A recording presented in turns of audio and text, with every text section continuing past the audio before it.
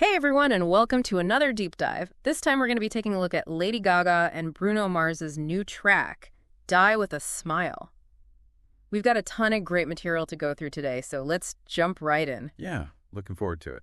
Okay, so one thing that really jumped out from the research was this whole meeting of the minds thing. Gaga and Mars have obviously been fans of each other for a while, but their performance together at that Victoria's Secret fashion show back in 2016, that seems like that was a turning point. It's interesting how some of these collaborations just kind of, Click. yeah, they click. Yeah. And, both Gaga and Mars have said how much they respect each other's work. And I think that mutual admiration kind of set the stage for a really genuine partnership. Yeah, for sure. And then that partnership really took off in Malibu, right? The story of how Die With a Smile came together. It's like a scene from a music documentary, late night studio session. Mars shows up with the track and boom, they finish the whole thing in one night. Yeah, it speaks to how organic their collaboration was. Like, this wasn't just sending files back and forth or working with a whole team of songwriters. It was just two incredibly talented people in a room feeding off each other's energy. And you can feel that energy in the song itself.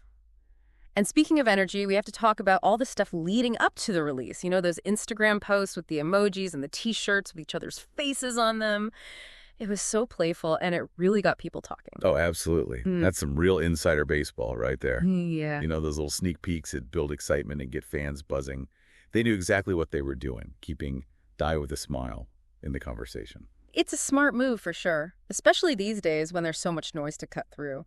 And they even managed to create two waves of news with the release. First, Die With a Smile was announced as a standalone single, and then later we found out it was going to be on Gaga's new album, Mayhem. Right.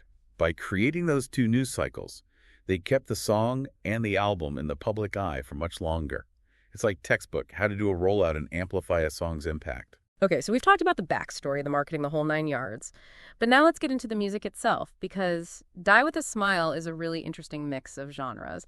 I definitely picked up on the soft rock, pop, and soul influences, but I also felt like there were some hints of country in there. Yeah, you're right.